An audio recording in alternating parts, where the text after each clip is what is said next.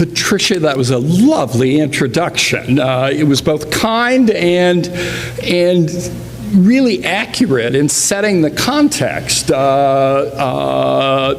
our discussion this evening. So I very much appreciate this. By the way, sometimes when we're really down, we say, yeah, our first book together was The Broken Branch, then it's even worse than it looks. If we continue on this trajectory, we think the sequel will be Run for Your Lives. We're hoping not to have to write that one. So thank you for inviting me and having me here. Delighted that I had a chance to meet Professor Simon Perry. The inspiration for the center, and I gather a teacher of students for decades at Marshall who've never forgotten what he has done for them. Well, here we are, 41 days from the election. The first debate is a week away, a week from today. Jon Stewart and Stephen Colbert are awash in material. It will take them months, if not years, to work through the material generated by this campaign to keep their shows alive. We're overwhelmed with polls. We're at a point now where there are literally hundreds of polls, national and of course, in the battleground states, to say nothing of swing House and Senate races, hundreds conducted each week. So now what we have are the poll of polls and different ways of summarizing these so as to keep up with what is happening. The media coverage is overwhelming, but if you watch it for a while, and I don't recommend it, but if you watch it for a while, you'll see it's almost entirely about the race, about the contest of who's ahead and who's behind, of how a gaffe might influence the race, of something that's come out that has been embarrassing. And I looked at it from the point of view of a citizen whose life is not consumed with politics, but sort of, a regular person who worries about family and job and community and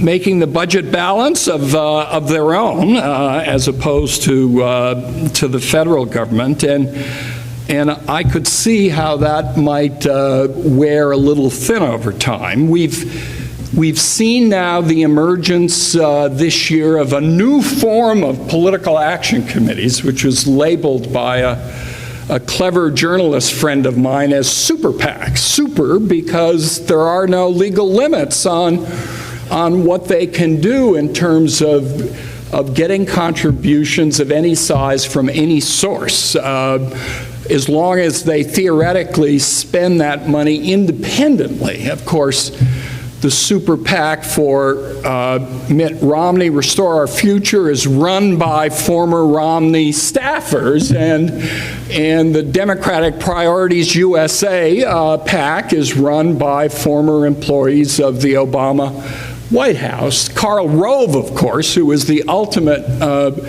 Republican political maestro, has started American Crossroads and basically coordinates all of the efforts underway.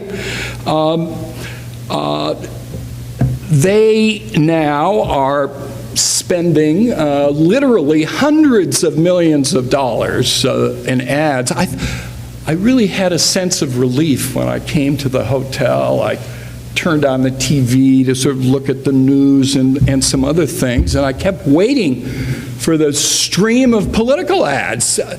You might think, living in Maryland, that I wouldn't get them, but of course, that's the media market for Northern Virginia, and Virginia is one of the battleground states. I watched and watched, and finally I saw a amateurishly made appeal to American patriots to contribute money to counter all the Democratic super PACs that were dropping money into the race. But that was it. So there are advantages to being all red and all blue, and you folks have turned all red in recent decades. But seeing this in the nature of the campaign sometimes makes me long for the old days of campaigning, right?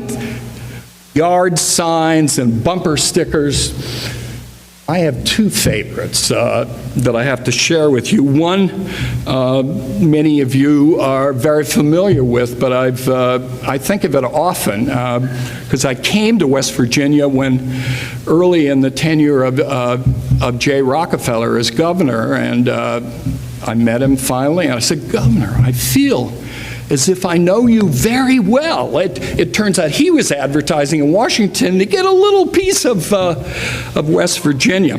In any case, the bumper sticker from that era that I love was conceived by some supporters of Arch Moore and his campaign against Jay Rockefeller. You remember, "Make him spend it all, Arch," which I thought was a great line.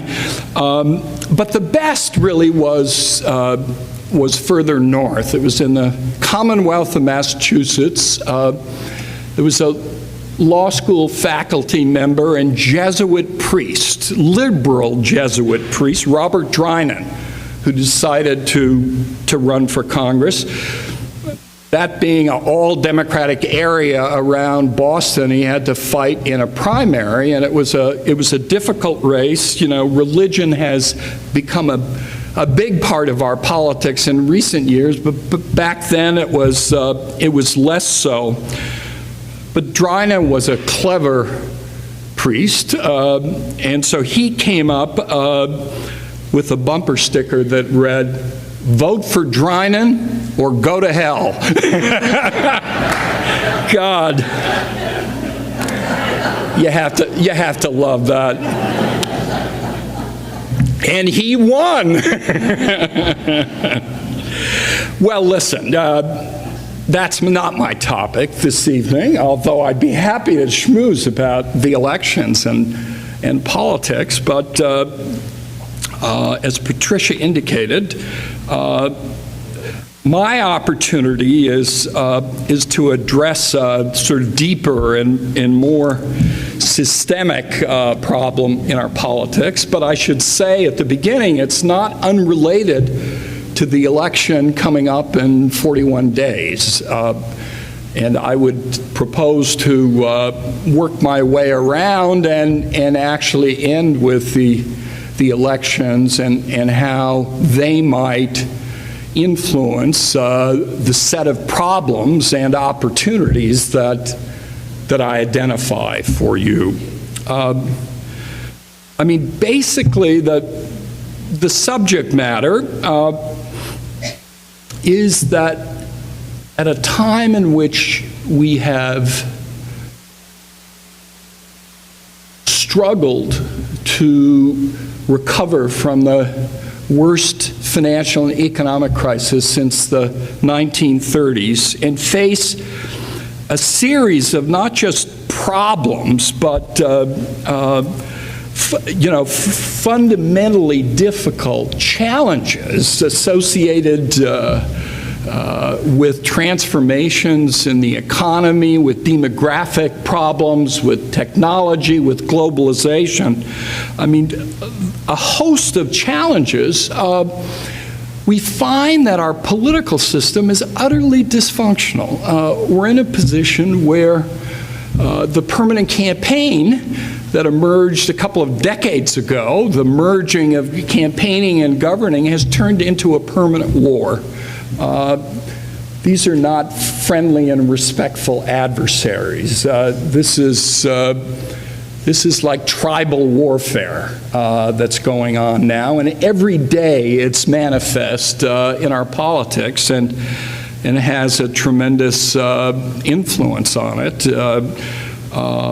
It is no surprise, given what people see, that Congress's approval rating is as low as it is.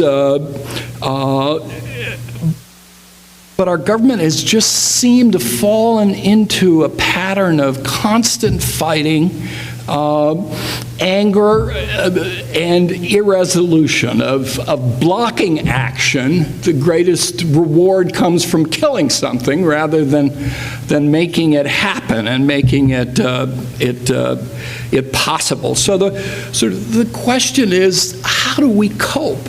We are supposed to be, the greatest democracy in the world. Our politicians love to repeat that all the time. The greatest ever, and the Constitution is unique. There's nothing like it, and it may even have been divinely inspired. It is so special. And yet here we're by far the most powerful economy. China's growing and will eventually be larger, but on a per capita basis, they won't come close to us for a long while. But we look so pitiful, and frankly, those abroad who have long turned to us and respected us, kind of embarrassed by us and what they see happening. So we've been watching this unfold.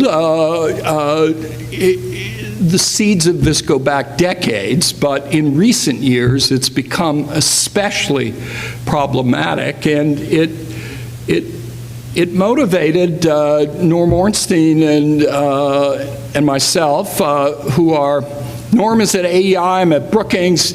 We were in graduate school together over 40 years ago. We've played tennis most weekends in the intervening period, and we have a healthy collaboration. And like Patricia, we spent many years defending Congress. It's supposed to look bad, as you said. That's what keeps us from physical violence with one another. We don't all agree. And when I hear people say, why don't they just get together and do the right thing?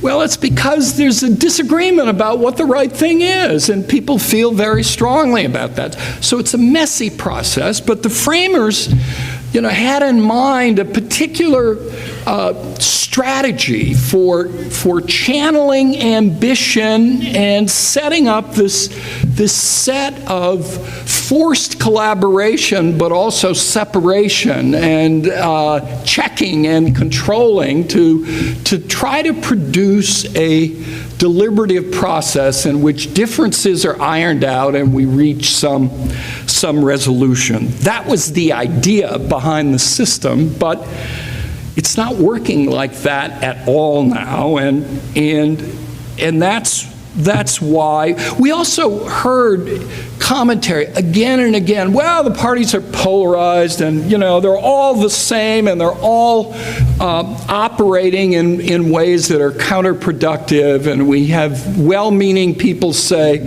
well, we just have to form bipartisan groups, and we'll all come together, hold hands in a circle, and have a little kumbaya. Civility retreats, they tried that in Congress. It lasted 3 or 4 times, and slowly you could see the joint tables with Republicans and Democrats began to give way to Democratic and Republican tables, and after a while they couldn't talk to one another and wouldn't do it. So it's different. It's not simple. It's not just people of ill will. There's something wrong, fundamentally wrong, and if we don't understand what's wrong and why it happened, how in the world are we going to change it? And let me say, changing it, recognizing our shortcomings and changing it is the hallmark of our strength as a democracy. Not because we're perfect, because we do everything right.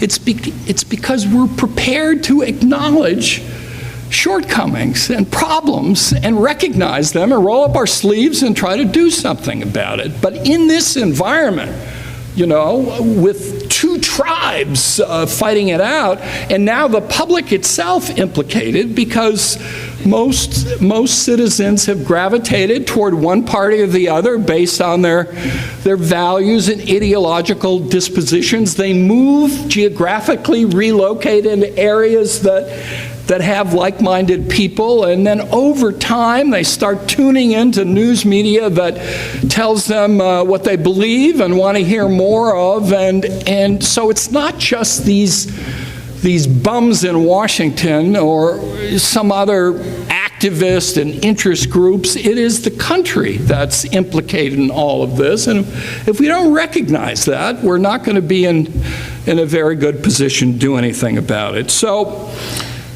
that was our job, to try as best as we could to identify the nature and causes of our broken politics, and then not stop there, but to explore how we might fix it. So here's what we concluded. We've got two fundamental problems in our politics today. One is a mismatch between the nature of our political parties and our constitutional system. Now, you remember the political party is not mentioned in the text of the Constitution, although political parties formed up very quickly in the new republic, and certainly by Jefferson's presidency were a major force in our politics, and the framers, James Madison, was very aware of the mischiefs of faction and the difficulties one could be involved in. But our parties, for, say, the last 100 years or so, took on a very non-European, non-parliamentary-like character. There's a lot of ideological overlap between the parties. There were strange coalitions within the Democratic and Republican Party. What it meant, I mean, there were problems associated with that. It was confusing to the electorate looking to make a decision. But at least there was the capacity to actually talk to someone on the other side of the aisle and deal with it. Now, what the parties have become is much more ideological.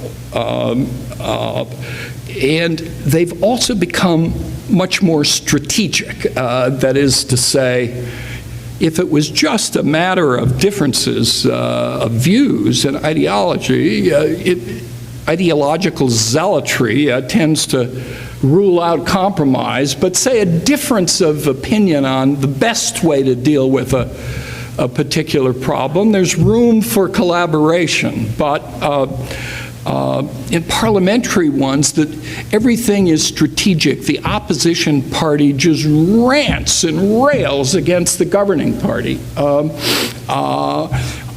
and has no interest in collaboration. But think about it. So what? I mean, Mitch McConnell could yell till his head fell off, and John Boehner the same thing. But if it were a parliamentary system, it wouldn't matter a hoot, because the government has been formed from a majority and would put its program in place that it campaigned on, and then have 4 or 5 years to work that into the real economy and be held accountable. But we don't have that system, and we don't have the culture. In that system, parliaments don't legislate, they talk, parlay. That's where the word comes from. But we have a Congress, which means coming together and meeting and talking and deliberating and negotiating and bargaining. And our constitutional system was set up to prevent a concentration of power in the certainly in the executive. It wanted a stronger executive than under the Articles of Confederation, but still something that could operate effectively. But when you put parliamentary-style parties in a constitutional separation of powers system, you almost guarantee a vehement adversarial politics and gridlock and inability to tend to the major problems that confront the country. We were struck by how much our parties have become parliamentary-like. And there's a little history to this. We dedicate this book to a professor, a dear friend of ours, who passed away a number of years ago. His name is Austin Ranney. In the 50s, some of you may recall this, there was a committee appointed by the APSA called Toward a More Responsible Two-Party System. You know, those political scientists were fed up with all these conservative Democrats and our party, and somehow they yearned for parliamentary-style parties where they stood for something and offered clarity to the electorate. Now, they didn't propose changing our constitutional system. They just wanted those parties in this system. Well, Austin Ranney was a young political scientist, and he wrote a piece in the American Political Science Review called A Dissent from the Floor. He had studied parliamentary democracy in Britain, in the US, and he explained why it could not work. That those kind of parties could not operate in our system because the tools available to the minority, including the filibuster in the Senate, but just the whole process of separate elections and midterm elections and the likelihood of divided party government, made that a prospect of utter disaster in our governing. Well, that's why we dedicated the book to Austin Ranney, because we think he was right, and the committee of wise men then were wrong. That fundamental mismatch is at the root of our governing problems now. But there's a second factor, a related factor. It gets worse. I have more bad news for you. And this is the tough part.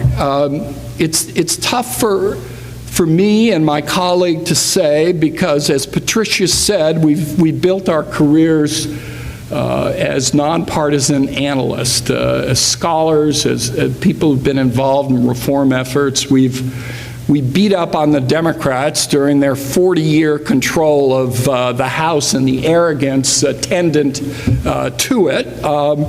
So we've never had problems in that regard, but suddenly we confront a reality in which we look at the media and listen, and they say, oh, it's both parties are the same. We look at our political science scholarship on polarization, and they don't even mention the Democratic and Republican parties. It's generic. It's a problem.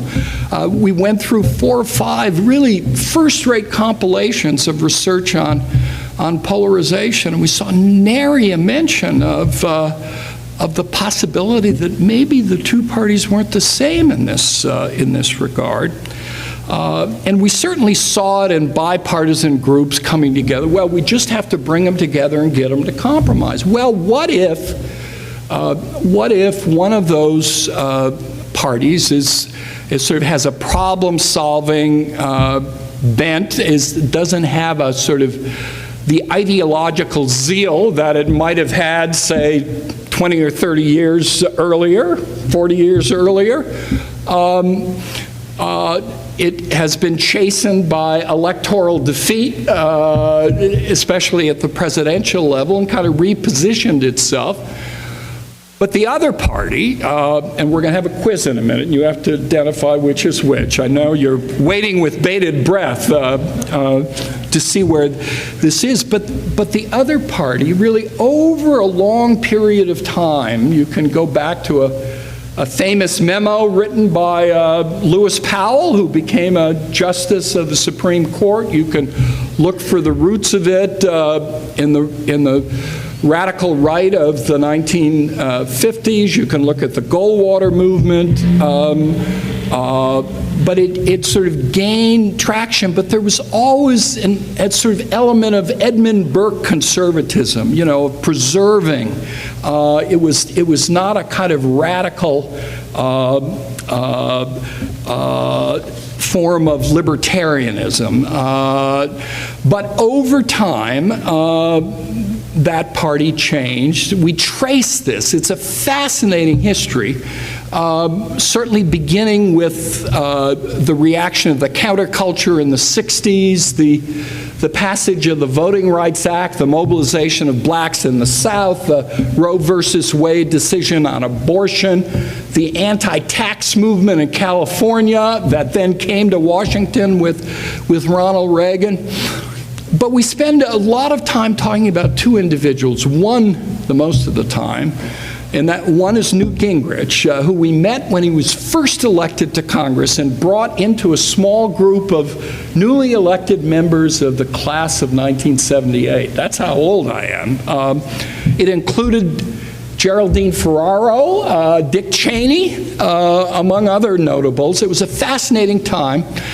And Newt identified then a strategy for bringing the Republicans to power in Congress, and it was by absolutely delegitimizing Congress as an institution. And we chronicle how we went about doing it. He was clever. It took him a lot longer, 16 years, than he intended, but it did indeed happen. The second really important factor was a sort of nobody, Grover Norquist, who came up with this idea after George H.W. Bush went back on his read my lips, no new taxes, and came up with a national taxpayers pledge to never raise taxes under any circumstances.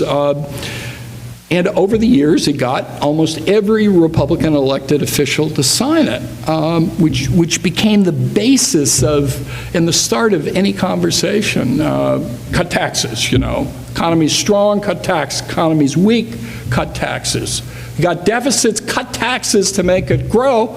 You got surpluses, it's the voters' money, turn it back to them. There was nothing that cutting taxes couldn't solve. And so that came together with a reconsideration of the role of government that created a really, really different party. I was telling Patricia earlier over lunch that when I wrote this sentence for the introduction, I think it's called, in our book, I somehow knew it would be the one most cited in stories and reviews about the book. The Republican Party is no longer a conservative force in our politics, but a radical insurgent. It is ideologically extreme, contemptuous of the inherited social and economic policy regime extending back to the presidency of Teddy Roosevelt, unpersuaded by conventional understandings of facts, evidence, and science, scornful of compromise, and dismissive of the legitimacy of its political opposition. Other than that, they're a terrific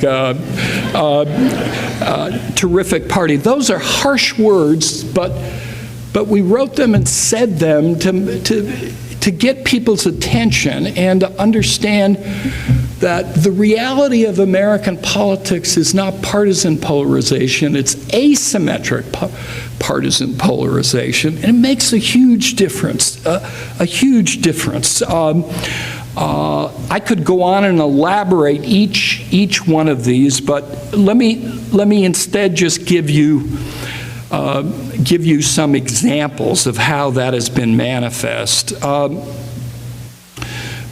Early in the 111th Congress, after Barack Obama was elected president, really before even the inauguration and the beginning, there were efforts to try to piece together changes and elaborations of the financial stabilization program, which Thankfully, President George W. Bush had supported, even though he didn't like it, but he supported it because he knew the country was on the brink. And he will be remembered well for having done that, but it still needed much work. The Fed was at work. The Treasury had to figure out a way to ensure stability in the banking system. But the other part was the stimulus. The leaders of the G20 agreed that absent a coordinated stimulus across the globe, we would have a global depression. Now, well, that's what you think. Well, that's what, you never know when you're predicting the future. It's always bad. Predicting the past is much easier. But there were plenty of signs suggesting in some ways this came on so suddenly and was so dangerous. We'd had such reckless behavior, and the amount of leverage or indebtedness built up in private households, largely because of the collapse of the housing market, made all of this especially difficult. So the decision was that there had to be a stimulus. And of course, at that time, still in December of 2008, the economists and financial experts didn't believe it was that serious a recession and underestimated it. The fourth quarter and the first quarter of 2009 by about 100%. It ended up being a drop in GDP on an annualized basis of 9% when they were looking at 4 to 5%. It had huge implications for the job loss and everything else. So as the time went on, the decision was to beef it up, and that happened in many countries as well. But while the efforts were underway by the president-elect and his staff, sort of talking to members of Congress, Republicans came together within their party in both the House and the Senate, and this is now well documented. I can give you cites.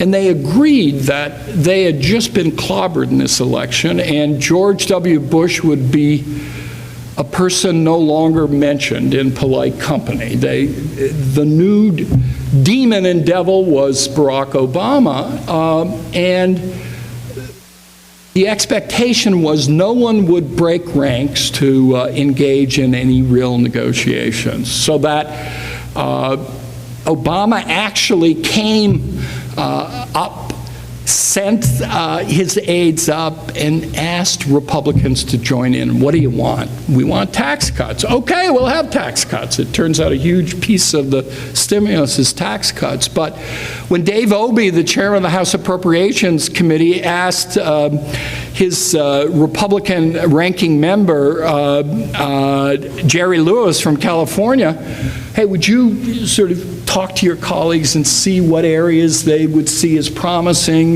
for this? We have to provide some demand in the country, and we've got to get money out in ways that will be productive and useful. Lewis said, Dave, you got to be kidding. That decision was made above my pay grade. We are not to participate in this effort at all.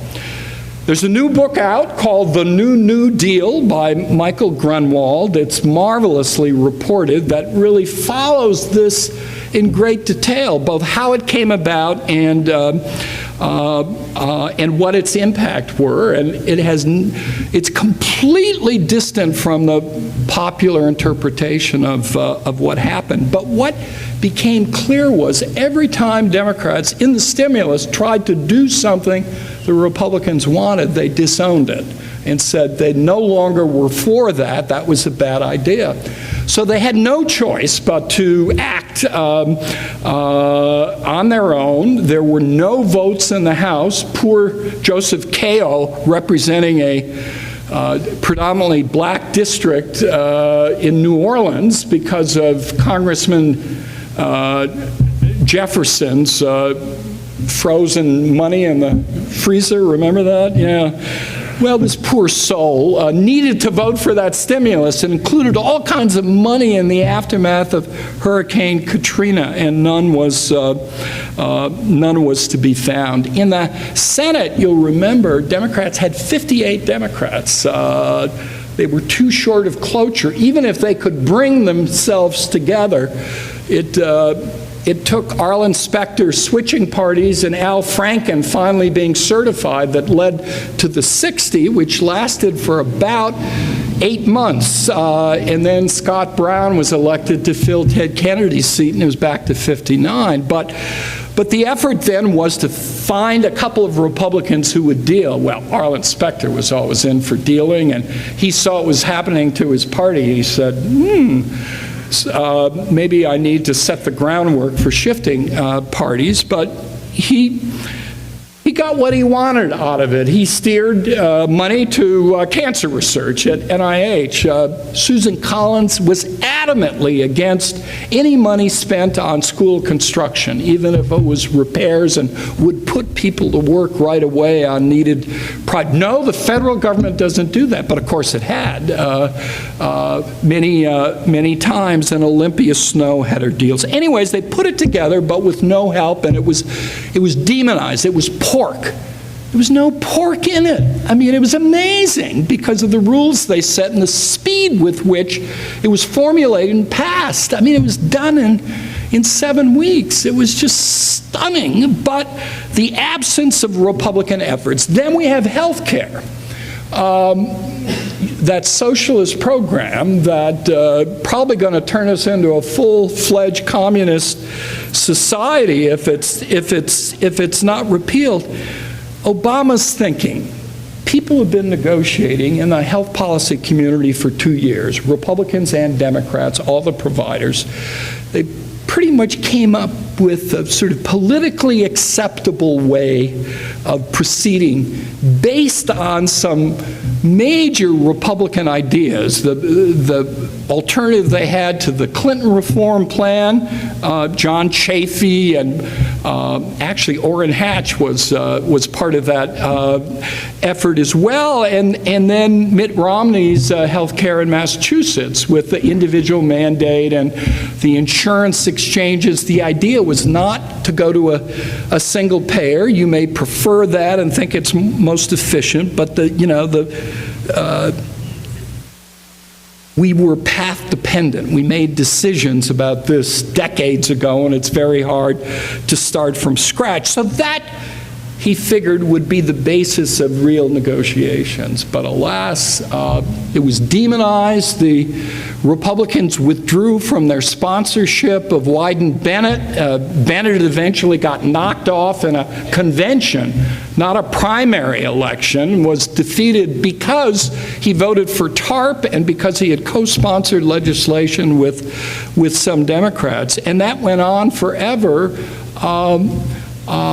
And any way you look at it, it's a bill with Republican principles and antecedents, at least what used to be Republican principles, because the new rule was, if he's for it, we're against it, period. It was purely strategic. So yes, there are ideological differences, but they must be new and purer than they were a couple of years ago when Republicans were sponsoring this legislation. And then here's a really good one. In 2009, Judd Gregg, Republican, and Kent Conrad came up with a proposal to set up a deficit reduction commission.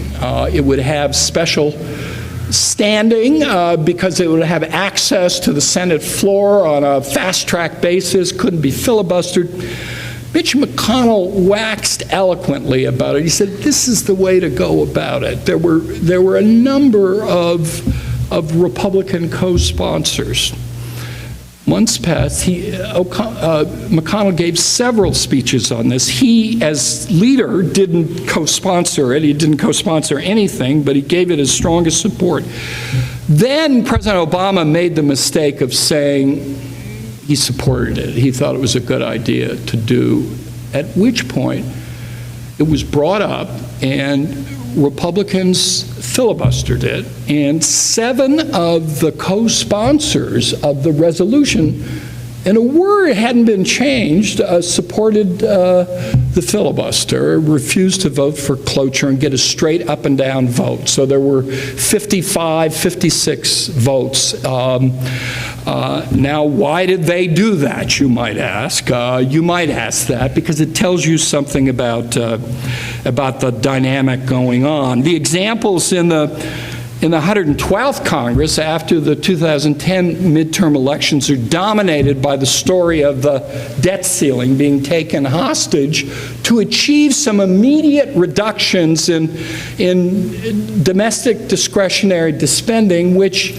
in many respects were ill-advised given the state of the economy. What was really called for was a combination of some additional immediate spending coupled with proposals for some increase in taxes and reductions in other larger programs that would phase in as the economy recovered. That was, that was the thing to do. John Boehner met with the Tea Party members and others in this huge new Republican class at the beginning of the Congress and said, listen, I'm so thrilled you were elected. You've made us the majority party once again. We're going to get a lot done. But I want to tell you one thing.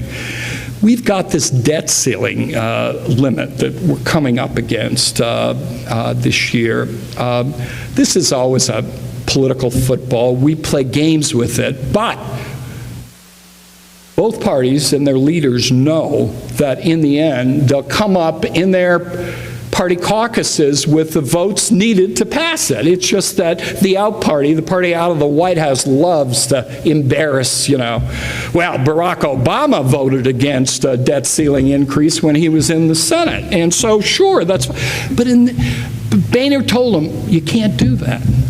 And just remember that.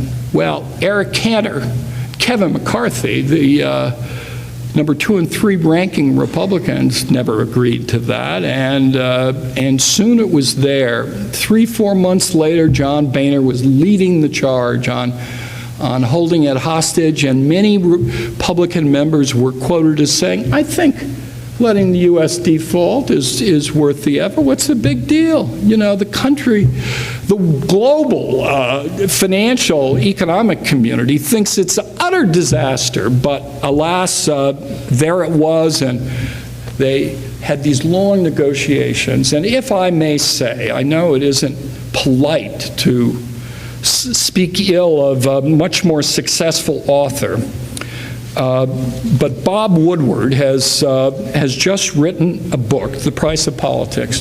He looks at about a 2 or 3 month period in these negotiations. He doesn't look to see what happened ahead of time and what the context was or ask. He follows in detail, reconstructs. His strategy is to interview the principals and others around them, and those who don't agree to be interviewed tend not to get a very favorable treatment of their actions during the course of this. But he got lost in the weeds, and in the end, I think political scientists here should use this book in Political Science or Government 101 for how to miss the story of what went on in our politics, because he's been all over the media saying, well, the problem was President Obama didn't work his will on the Congress. He didn't work his will. Hello, Bob, have you read the Constitution? Do you understand that presidents don't direct the Congress to do it? And they don't get them to change their mind by sipping bourbon with them in the Rayburn room?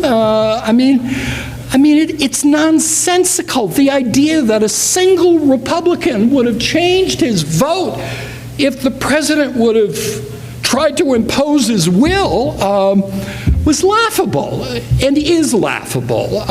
It was a reckless, dangerous decision. The business community was nowhere to be heard from. It was an absolute abdication of private sector leadership because it really hurt us. And now the Republicans are threatening to do the same thing. Well, I could go on and explain how and why we have come to this conclusion, but I want you to know there are pieces of scholarship, rigorous scholarship, showing how this polarization developed and the point at which the Republicans veered sharply to the right, and the only change in the Democratic Party was the conservative Southerners leaving and becoming more Republican. There's rich now historical work tracing this change over time. There's just a body of literature that's irrefutable, but it's not polite to speak like that in company, and especially for us, because we don't play favorites in this business, but we saw reality and we said we had to speak to it. Fortunately, a very clever editor labeled an article of ours drawn from the book, published just before it came out in the Washington Post online, and it went viral. I didn't even know what it meant to go viral, but I learned 257,000 Facebook likes. How about that? 1.5 million hits, and let's just say it. The Republicans are the problem. That's what the title was. Now you could think, oh, it's all those happy Democrats, but I want you to know our emails were filled with thanks from self-identified Republicans saying our party's just gone off the deep end. Ronald Reagan could not survive in this party, nor certainly neither of the Bushes or Nixon or Ford or Eisenhower, you name it. It's just a different world entirely, and they would say to us that the great task of our politics is to bring the Republican Party back to the position they have held. Principled conservative positions, great, but problem solving is part of it too, and no effort at revolution, at repeal of a century of efforts that many Americans are very attached to. Their efforts had nothing to do with deficit reduction or debt reduction. Most of the moves would have just the opposite effect. It was cutting taxes. It was trying to reduce the role of government over time, and it was to winning and gaining power. And we just felt we had to say that, even if accused ourselves of being partisan. And I think all in all, it's sort of, we've held up pretty well. And it's been gratifying to see the way in which people have responded to us. I'm running out of time, and so what I'm simply going to do is identify for you, just give you a sense of what do we do about it. I mean, in rapid fire order, because I don't have time to develop it, but then you might pick up the book, and if Norm were here, he'd say it makes a great holiday gift, you know, bar mitzvahs, you know, Christmas, you name it, you know, it's wonderful. There are a lot of bad ideas out there being pushed by people that would do more harm than good. Constitutional amendment to balance the budget. A constitutional amendment to limit terms are two of them, but we also looking for an independent presidential candidate who will miraculously, Americans elect hoped, emerge and absorb the great moderate centrist public because the two sides were so polarized, completely missing the point of what's happened with the public and the difference between the Republican and Democratic parties now. And we wrote about it in the book before they collapsed and said they would. So there's one prediction that came through. But those are some of the ideas to avoid, because you can do a lot of dangerous and harmful things trying to make things better, and you got to think through that. Okay, then you can think about, are there electoral reforms we could pursue that would serve to make the party somewhat less polarized? And here, our approach, mainly in a variety of ways, goes toward increasing the size of the electorate. We are bold enough to recommend something you all would march against, which is mandatory attendance at the polls.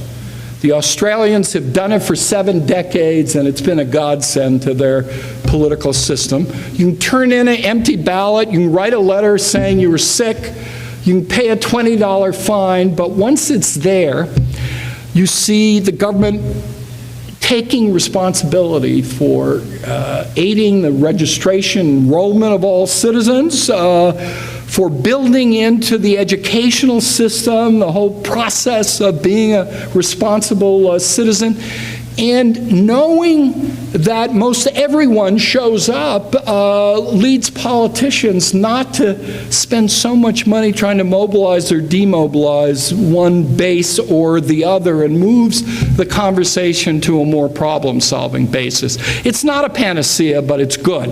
There are other ideas of reforming primaries, like California has done, of dramatically improving and automating the voter registration system. There are other ideas about changing the rules by which candidates are elected in ways that might serve to the process of moderating the influence of these polarizing forces. The second is, well, if we can't get the parties less polarized, let's at least make the political institutions better able to deal with some problems, and for majorities on occasion to speak. And so we have a series of ideas, most importantly relating to the filibuster in the Senate, not getting rid of it entirely, but changing it in a way that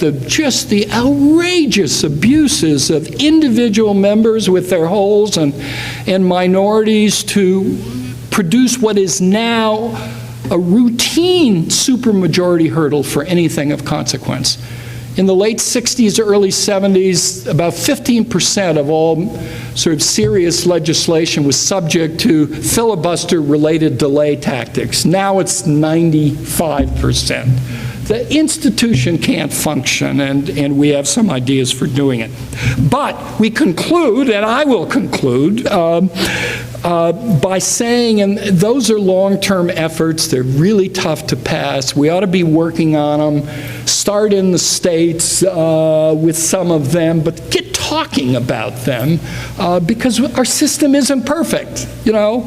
Our system is not perfect. And we've discovered that in the past, and we've done something about it, and it's time to do something again.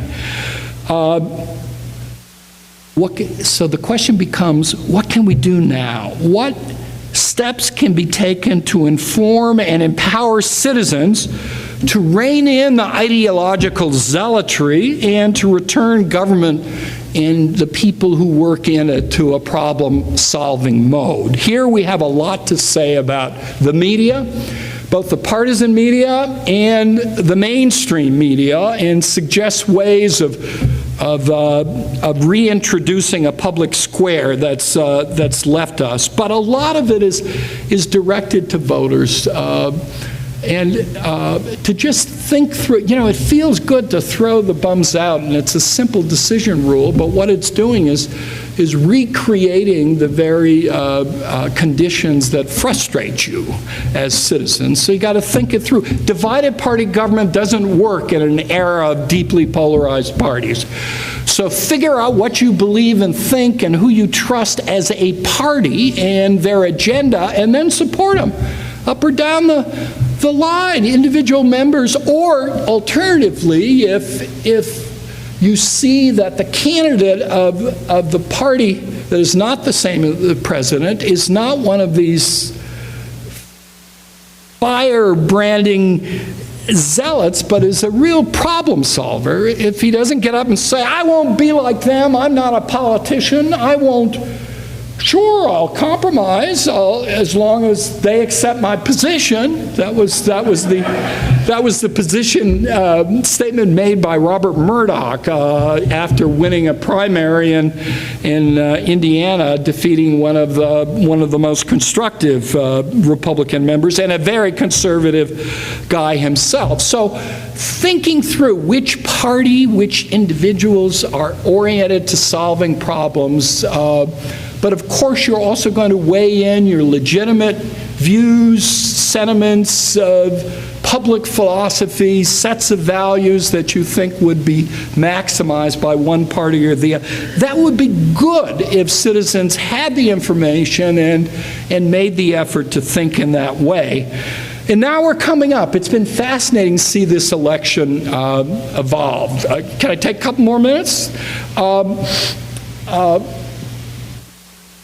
In the end, I don't know what's going to happen, but one of the things the public has learned in this campaign is how different the Republican Party is. There's what we had been saying about the party is now becoming much more common information. The Republican Party problem this year is more themselves as a party than Mitt Romney as a candidate.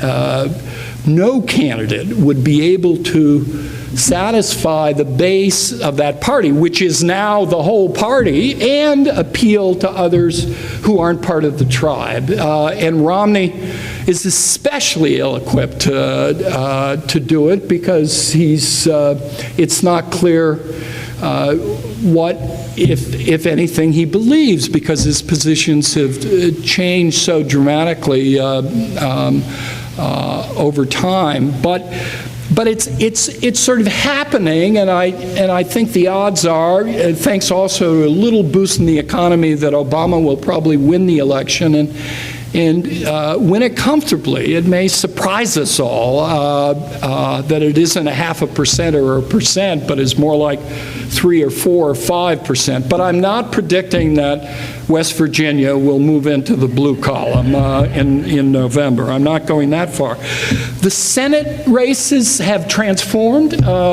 23 Republicans, seats up, only 10 Democratic, and yet great opportunity to pick up the Senate. The races are all going to the advantage of the Democrats in the competitive seats.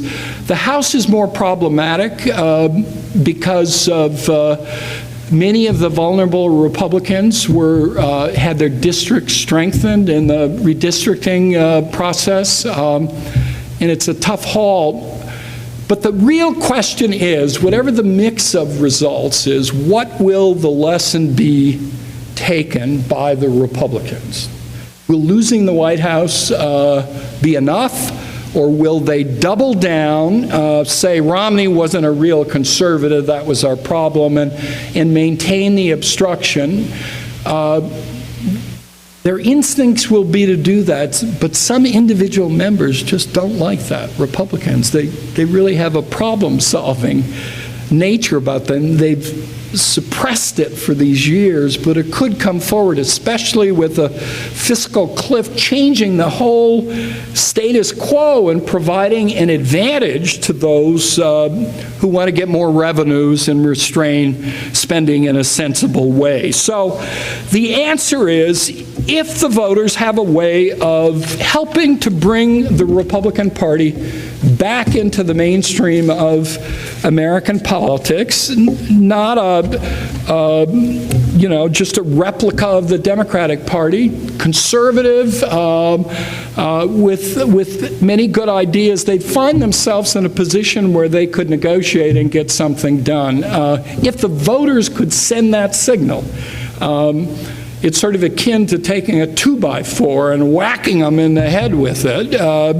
I think we could begin to break the dynamic. I'm not super optimistic that they will do that. It oftentimes, when a party is an outlier, it takes successive defeats, as it did with the Democrats, to come back in a more constructive way. But I wanted to end with some sense of hope for a book with a title that could really depress you if you didn't know better. Thank you very much.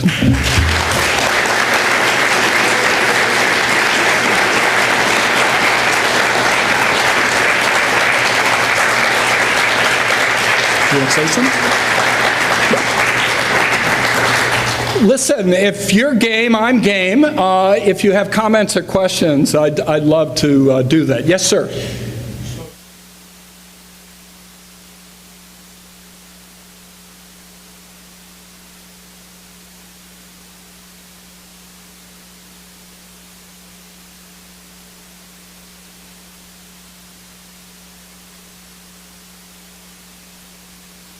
Yeah.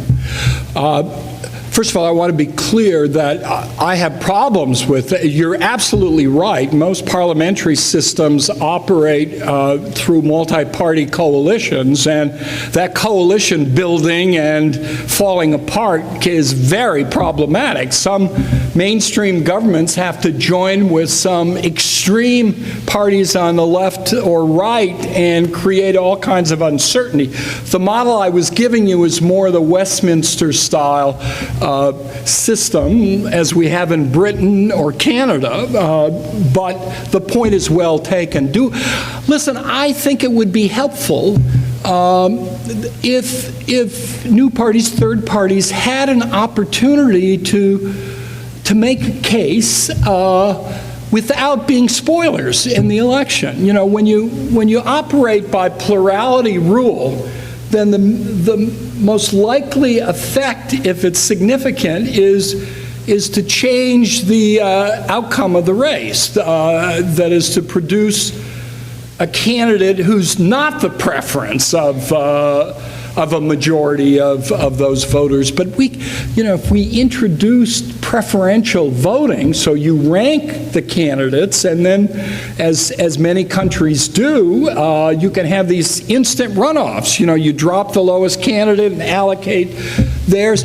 Over time, that might give let other voices be heard. Now, to do that at the presidential level, you'd either, if you're going to stick with our electoral college, you'd have to get states to adopt this system of allocation. And if just a couple do it, it may be more problematic, but we might experiment with that. In general, there are virtues to the two parties, but throughout our history, third parties have been important in getting either replacing one of the parties, as the Republican Party did with Abraham Lincoln, or convincing a party that it needs to change its ways. That's how they mainly been effective.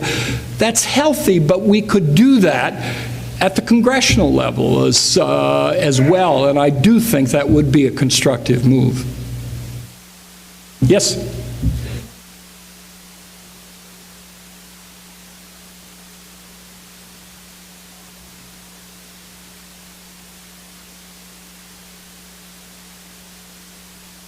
Usually in overt ways and now in implicit ways as well. Right. Well, I mean, in the long-term sense,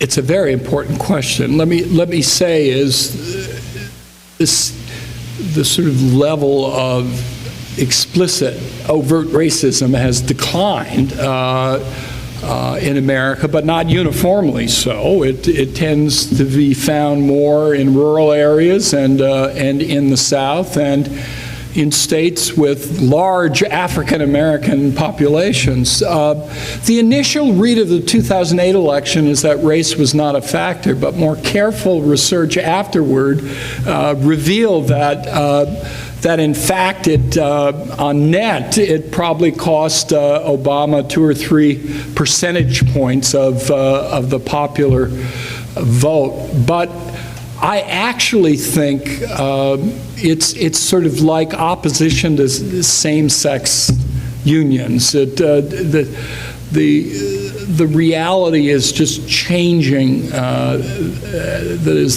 developments on the ground are changing the political realities of these developments. The reason sort of Democrats' future looks so bright is because of the growth of the non-white population. African Americans, Latinos, Asian Americans, and other immigrants or people of nationalities who've come into the country. And it's really stunning to see the reversal, for example, on Asian Americans, and one can see it as well in the numbers on Latinos. So that if there is a sense of that existing in one party, it will be counterproductive over the longer haul. So I think Republicans will quickly see they have to make explicit appeals to non-white voters, and that will in turn change the nature of, at the level of the citizen, of what's reasonable and legitimate and what isn't. You're properly referring to a really interesting body of research that has figured out ways of measuring sort of racial sensitivity without explicitly asking people that. You ask, what would your neighbors do? Would they vote for an African American? And a variety of other ways. But it's once again becoming a really important question in our politics. Yes, sir. I'm sorry, I'm going to start coming over here, too. In your discussion,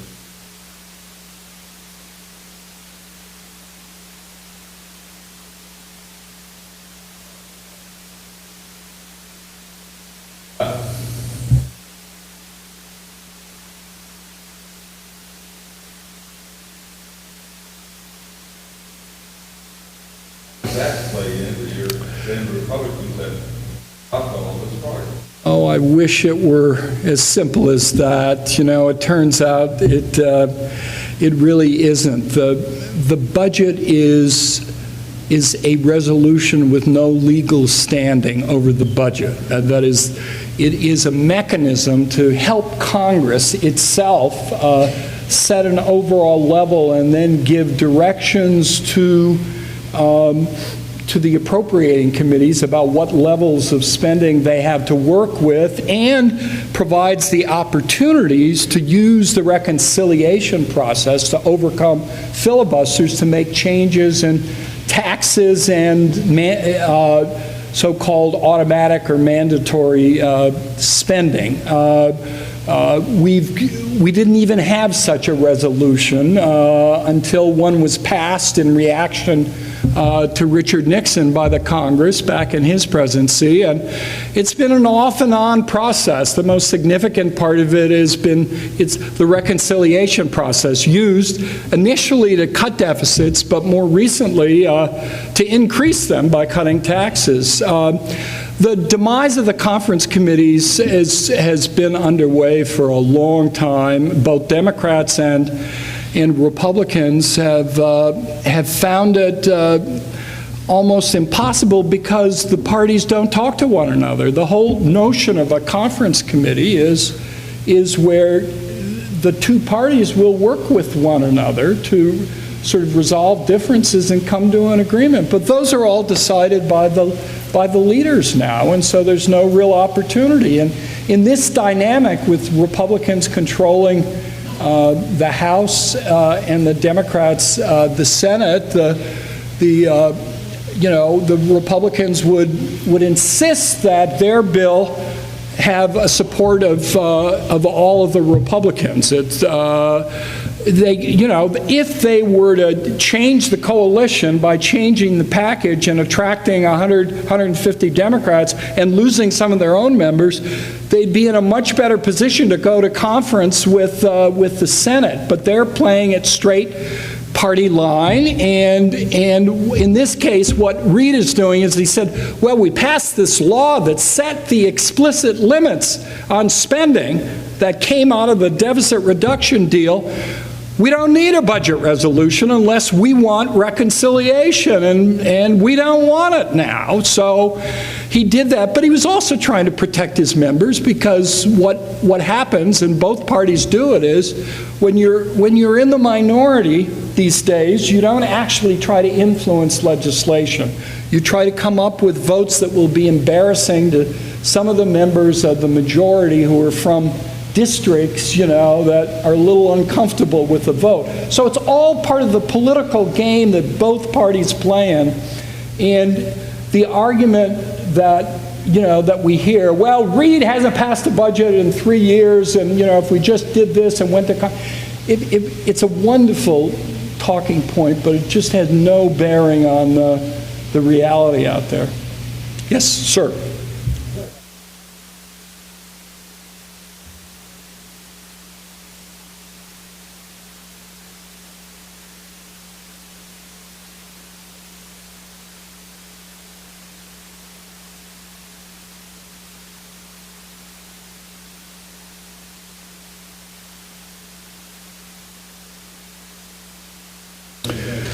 Yeah, I think it's really risky. The trend in our society has been to constantly expand the electorate. Initially, our framers were a little fearful of popular participation. You remember when Jefferson and Adams were corresponding in their the last weeks of their lives. They died at the same time, on the same day. They were both very depressed. They thought their effort at building a Republican government had failed because they saw all this sort of popular unrest. There were the evangelicals who were active, and there were the small businessmen, the commercial interest, as opposed to the statesmen running things. In the end, I think they'd be pleased with their work, and it seems to me the extension of the franchise to women, which took a long time, to do away with property requirements, and to work against what followed the civil rights constitutional amendments and the enfranchisement of blacks by the reaction against that and the loss of rights. I really believe, let me tell you, I hear truly dumb things being said by voters. Let's admit it. How many of you saw the Saturday Night Live skit on the undecided voter? Did you see it? It was just hilarious.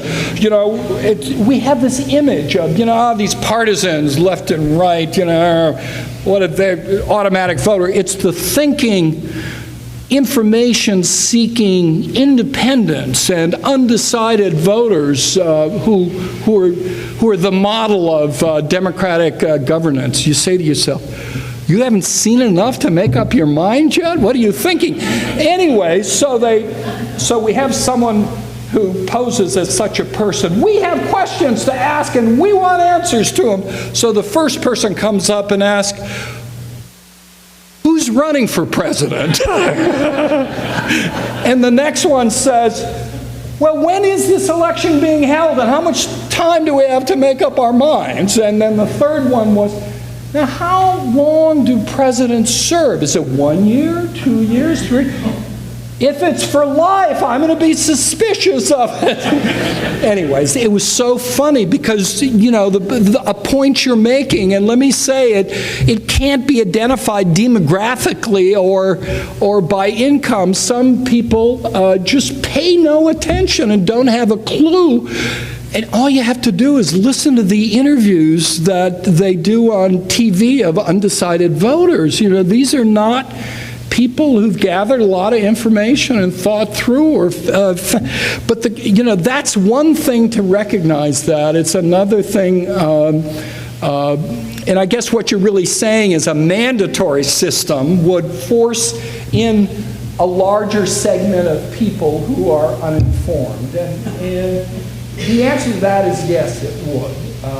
It really would. The question then becomes is whether that changes the whole dynamic in which you build an expectation of what it means to be a citizen, and you build into the schools some means of educating and informing people, breaking down the fear of what it's like to go into a voting booth. And right now, we have just the opposite going on, which is as egregious an effort as I've seen in my 40-plus years of studying American politics, which is press the vote of demographic groups that you think will vote for the other side. I mean, it's as clear as can be.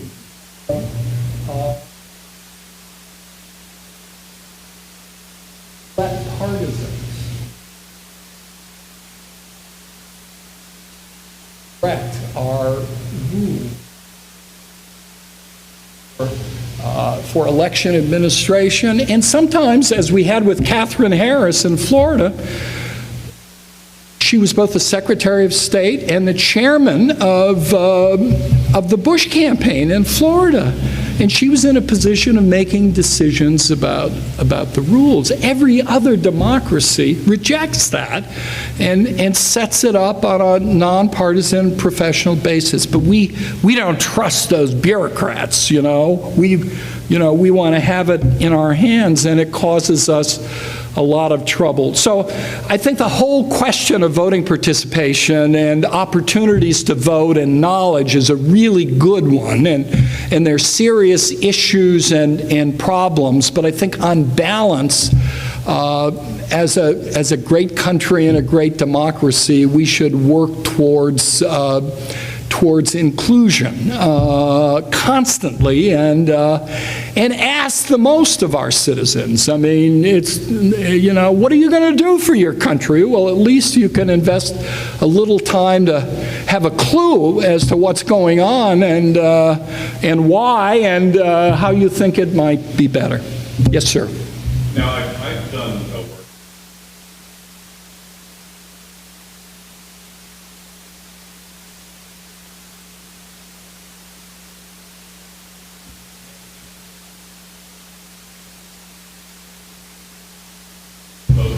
work. Yeah. Not the whole of Congress,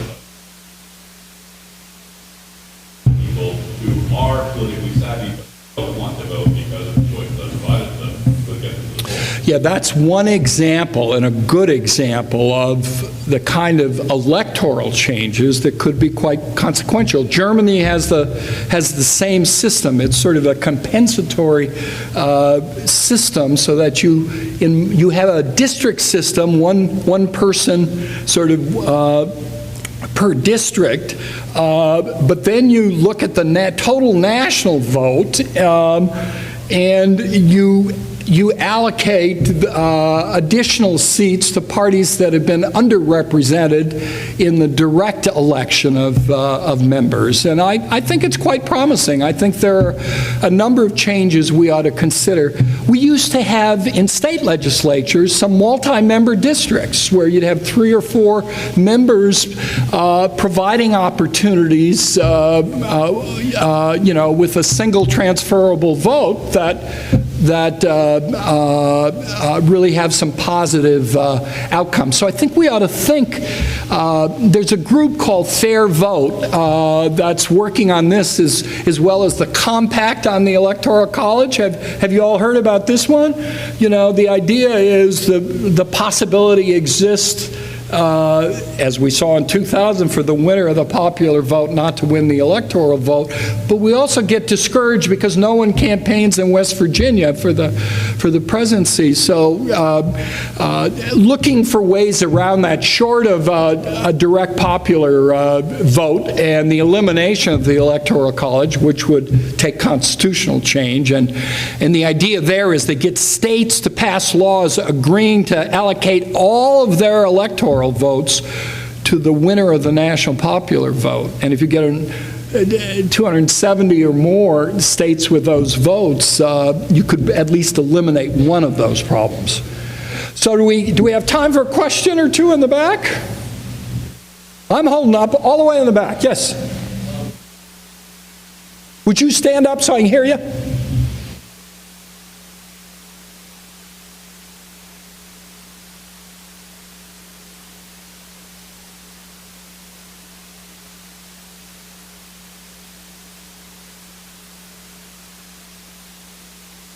Yep. I don't think you're going to change the partisan media. The question is what you do with the rest of it. That is, Fox News has the greatest business model. They make more money than, with their smallish audience relative to the networks, than the other three networks' news programs combined. It's brilliant. Murdoch is very grateful, given his problems in Britain, that he has Fox News. It's a massive success, and MSNBC is making money for NBC, but there's a whole lot of other media, and the trick there is to figure out how to keep them, allow them to use professional norms, but not be intimidated by the fear of advertisers dropping off or the fear of journalists being charged with partisan bias. And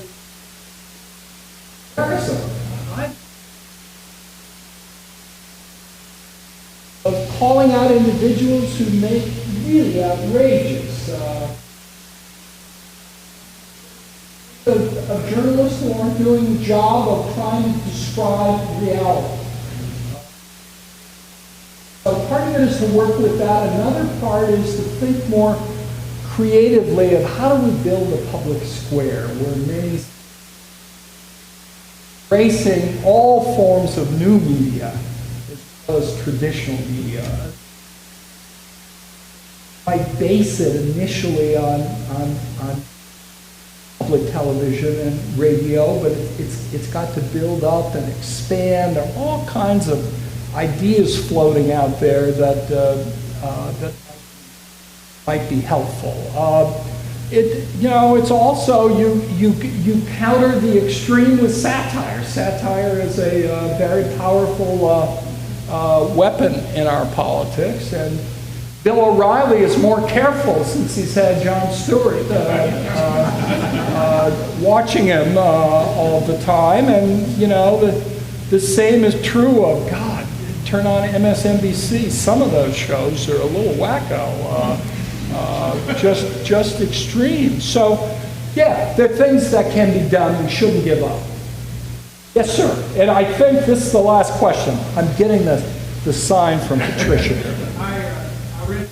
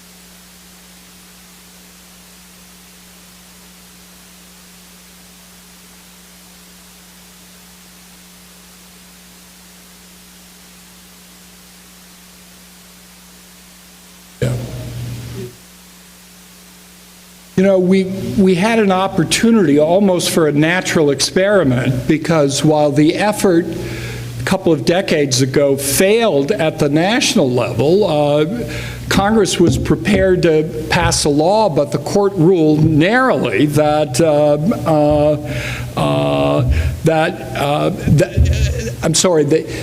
the states were directing that their members of Congress from their states be term limited, and the court decided no, the terms of office were set in the Constitution, and they could not do that. So it really would take a constitutional amendment to achieve. But while that fight was going on, the term limit movement swept the states, and a majority of our states embraced term limits of various types and lengths, and a team of political scientists and other sort of experienced people in legislatures got together and designed research and sort of followed the experience. And what they found is every one of the positive things that was supposed to happen didn't happen. It strengthened the power of lobbyists because members were there too little to get knowledge on their own, to have to be able to know what they were being told made any sense or not. They were more pawns of people outside. They found that as soon as someone